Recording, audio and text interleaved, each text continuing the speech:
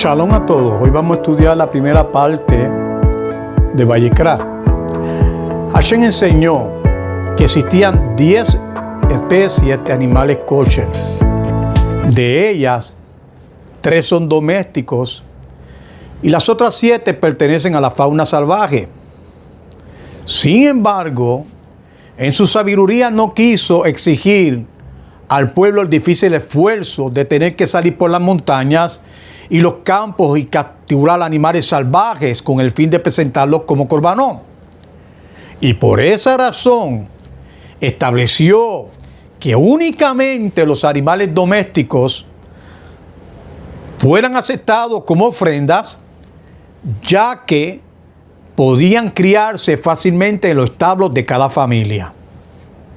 Y las 3 especies que eran autorizadas fue el toro, también tenemos el carnero y la cabra. Y estos 3 animales también encierran un profundo simbolismo, pues nos recuerdan los méritos de nuestros patriarcas. El toro evoca el mérito de Abraham Avino, quien corrió con diligencia para buscar un becerro y ofrecer a sus invitados la mejor atención posible. El carnero nos hace recordar a Isaac Avino, ya que en el momento de la caída, un carnero fue ofrecido en sacrificio en lugar de él. La cabra representa a Jacob Avino. Y cuando Rivka le dijo: toma el rebaño, 2 cabritos buenos y tráemelos para preparar la comida de tu padre, aquellas palabras adquirieron un significado mucho más profundo. El Todopoderoso declaró que esos cabritos no solamente serían buenos para Jacob en aquel momento, sino que también para sus descendientes, porque mediante las ofrendas de los cabros jóvenes, Israel obtendría expiación por sus pecados. Existe además una enseñanza muy significativa relacionada con estos 3 animales. Todos ellos tienen una característica en común, y es que son víctimas de los animales más fuertes. El toro suele ser perseguido por el león. El carnero suele ser perseguido por el lobo. Y la cabra suele ser perseguida por el puma. Y precisamente por ello, Hashem escogió estas 3 especies para ser presentadas como corbanot, enseñándonos un principio eterno. Y es que el Todopoderoso siempre se coloca del lado de quien es perseguido, aquel que sufre la agresión, y que nunca se opone del lado del agresor.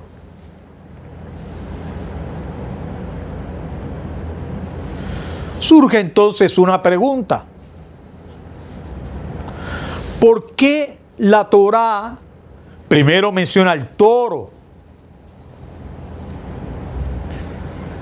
Es decir, que lo menciona primero que todos los animales aptos para los sacrificios, como aparece en Vayikra 1:2. La respuesta transmite una enseñanza enorme, que es muy enorme en importancia, y que es que al colocar al toro en primer lugar, Hashem estaba demostrando que los hijos de Israel no eran los verdaderos responsables de haber originado el culto al becerro de oro. Y este concepto puede comprenderse mediante una parábola. Se había difundido un rumor que la hija del rey estaba manteniendo una relación secreta con un joven perteneciente a la nobleza. Entonces, el rey ordenó investigar cuidadosamente el asunto, y después que lo hizo, comprobó que aquellas acusaciones eran completamente falsas. Sin embargo, quedaba un problema. ¿Cómo limpiar el buen nombre de su hija ante todos los que habían escuchado los rumores? Entonces el rey decidió organizar un gran banquete y ordenó que precisamente aquel joven, cuya reputación también había sido dañada por las falsas acusaciones, ocupara el lugar de mayor honor, sentándose a la cabecera de la mesa. Y de esta manera, delante de todos, el rey dejaba claro que las sospechas no tenían fundamento y restauraba públicamente la honra de su hija.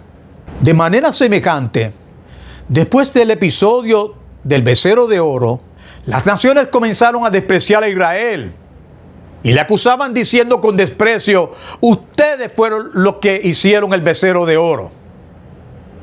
Sin embargo, Hashem examinó cuidadosamente aquellas acusaciones y determinó que no eran correctas. La verdadera responsabilidad recaía sobre el Erev Rav, es decir, el grupo de extranjeros que se había unido al pueblo al salir de Egipto. Y fueron ellos quienes fabricaron el becerro y proclamaron: estos son tus dioses, Israel. Para dejar sin efecto aquellas acusaciones y demostrar públicamente que tales calumnias carecían de fundamento, Hashem dispuso que el toro apareciera en primer lugar dentro de la lista de los animales aptos para ser ofrecidos como corbanot. Y de esa manera reivindicó el honor de Israel y dejó claro que la culpa no podía atribuirse a toda la nación. Aunque varias especies de animales y aves pueden presentarse como sacrificio, existe una excepción notable. Y es que ningún pez puede ser ofrecido en la misbia.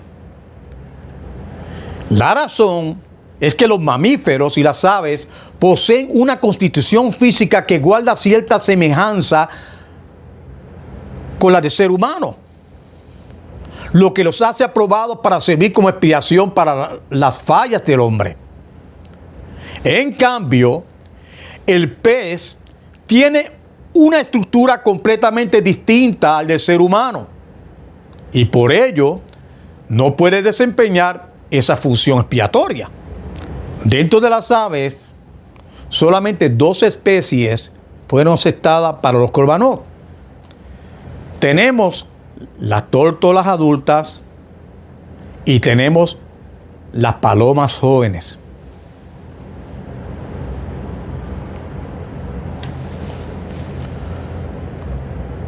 Y así, como Hashem eligió entre los animales domésticos aquellos que suelen ser perseguidos por otros más fuertes, también seleccionó entre las aves especies indefensas, acostumbradas a ser atacadas por las aves de rapiña. Y de esa forma vuelve enseñando que con su favor siempre, pero siempre se inclina hacia el que es perseguido y no hacia aquel que persigue. Y la halajá distingue entre ambas especies. En el caso de las tórtolas, únicamente las adultas son aptas para el sacrificio. En cambio, cuando se trata de palomas, solamente pueden ofrecerse las más jóvenes. ¿Y por qué existe esa diferencia? Hashem declaró que las tórtolas que son adultas eran apropiadas porque cuando una de las 2 parejas muere, la otra permanece fiel y nunca, pero nunca busca un nuevo compañero. Esa fidelidad simboliza al clan Israel, que permanece unido al único verdadero Dios y jamás lo reemplaza por ningún otro poder. Sin embargo, con las palomas ocurre lo contrario. Las palomas adultas no son aptas para los sacrificios porque desarrollan un comportamiento excesivamente posesivo entre sus parejas. Los celos de ellas provocan rivalidades, provocan conflictos innecesarios, razón por la cual no fueron aceptadas como ofrenda. Los pollos también quedaron excluidos por completo de los corbanot, debido a que son considerados aves de conducta inmoral. Antes de ofrecer un ave sobre el altar, debía extraerse del buche junto con las extrañas que contenían alimento ya digerido. Y Hashem explicó el motivo de este procedimiento.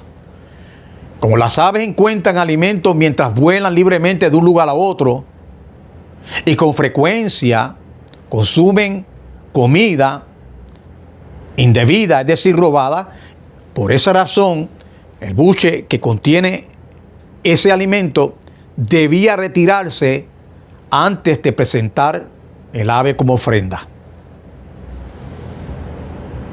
Y con los animales domésticos sucede algo distinto. Ellos pueden ser ofrecidos íntegramente, ya que reciben su alimento directamente de sus dueños. Y ellos no viven buscando comida ajena. Y por ello, no existe la misma preocupación respecto al origen de dónde hayan conseguido lo que han comido. Y surge una pregunta interesante. ¿Quiénes pueden presentar corbán? La Torá establece que todo judío, ya sea hombre o ya sea mujer, tiene la posibilidad de presentar un corbán ante Hashem. Y este privilegio no está reservado únicamente para quienes observan perfectamente todas las mitzvot. Incluso un judío que no ha sido constante en el cumplimiento de la Torá puede traer una ofrenda.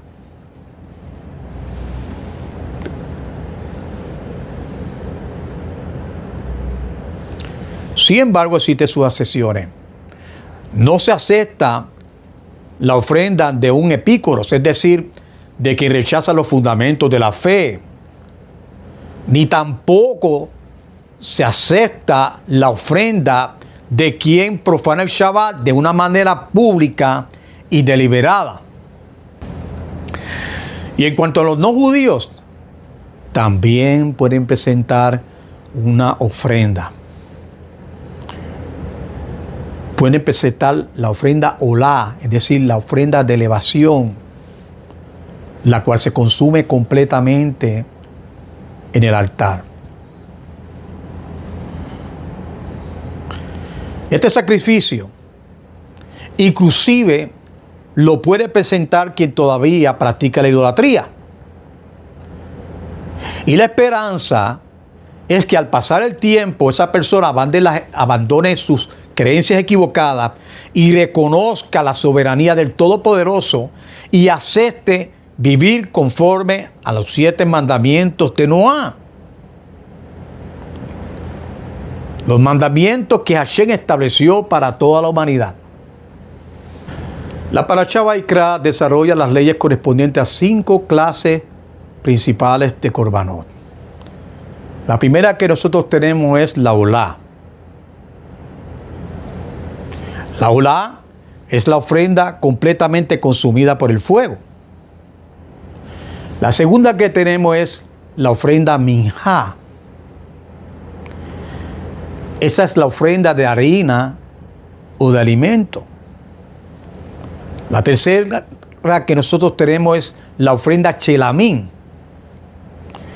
Y la ofrenda chelamín es la ofrenda de shalom, es decir, la ofrenda de paz o comunión. Y tenemos la cuarta conocida como la ofrenda Hatat, que es la ofrenda presentada por el pecado. Y como quinta, tenemos la ofrenda Asham, que es la ofrenda que se da por la culpa. Cada una de estas categorías posee un propósito específico y responde a diferentes situaciones espirituales y alágicas. Los acontecimientos relacionados con la consagración e inauguración del Mishkan también aparecen relacionados en la parashá de Tetzaveh. 7 días antes que el Mishkan fuera levantado de manera definitiva, es decir, el día 23 del mes de Adar, Hashem ordenó a Moshe que reuniera a Aarón y a sus hijos, quienes serían los Kohanim, y durante esos largos 7 días debían recibir una preparación especial para aprender el uso correcto de las vestiduras sacerdotales, y también para familiarizarse con todos los preceptos relacionados con el servicio de los sacrificios. Además, Hashem le indicó a Moshe: llama a Aarón y anímalo a aceptar la responsabilidad de desempeñarse como el futuro Cohen Gadol. Y era necesario convencerlo con palabras de aliento por 2 motivos. El primero era que Aarón todavía se sentía profundamente desanimado a causa del disgusto que tanto Hashem como Moshe le habían manifestado después del episodio del becerro de oro. Aquel acontecimiento había dejado un sentimiento de pesar y de humildad, por lo que necesitaba ser fortalecido antes de asumir la enorme responsabilidad de dirigir el servicio sagrado del Mishkan. Además, su profunda humildad le impedía desear el cargo tan elevado como el de Cohen Gadol. Él no buscaba honores para sí mismo, sino que, por modestia, prefería mantenerse apartado de una posición tan distinguida. Por esta razón, Hashem le dijo a Moshe: reúne a toda la congregación en el atrio del Mishkan, para que presencien las ceremonias de consagración que se celebrarán durante los 7 días de su inauguración. Y al escuchar esta orden, Moshe se preguntó cómo sería posible cumplirla. El atrio del Mishkan medía 50 por 100 codos. Esto era aproximadamente 25 por 50 metros. Además, una parte era considerable que su espacio estaba ocupado por el Mishkan y abarcaba unos 200 codos cuadrados. Y a esto se sumaba el Mizbea, el Kiol, reduciendo más aún el área disponible. Entonces, humanamente era totalmente imposible que un lugar de esas dimensiones pudiera albergar a 600,000 hombres. Entonces, Hashem respondió a la inquietud de Moshe diciéndole que no se preocupara por la manera en que aquello ocurriría. El Todopoderoso tiene el poder de hacer que un espacio limitado contenga mucho más de la capacidad natural le permita. Y entonces, así lo hizo. Y este tipo de milagros no fue un hecho aislado. En distintos momentos de la historia, Hashem realizó prodigios semejantes. Durante la plaga de ampollas en Egipto, Hashem ordenó a Moshe y también le ordenó a Aarón que cada uno tomara un puñado de hollín. Entonces, Aarón le entregó el suyo a Moshe. Y milagrosamente, Moshe pudo sostener en una sola mano 4 puñados de hollín. Es decir, los propios suyos y los de Aarón, para luego lanzarlos al cielo. Otro ejemplo ocurrió en Meribá. Allí Moshe y Aarón reunieron a toda la nación frente a la roca de que Hashem haría brotar agua. Y a pesar de la enorme cantidad de personas, se produjo un milagro de que cada judío se encontraba colocado frente a la roca para presenciar aquel acontecimiento. Y algo similar sucedió cuando el pueblo estaba a punto de cruzar el río Jordán. Y Josué congregó a toda la congregación en el reducido espacio comprendido entre las varas del Aarón. Entonces anunció, por medio de este milagro, el cual ustedes caben en un lugar tan pequeño, comprenderán que Hashem vive y actúa en medio de ustedes. Y del mismo modo, durante los 7 días de inauguración de Mishkan, el atrio logró contener los 600,000 hombres de Israel, a pesar de que aquello superaba por completo cualquier posibilidad natural. Y este mismo fenómeno volvió a repetirse con frecuencia en la época del Beit HaMikdash.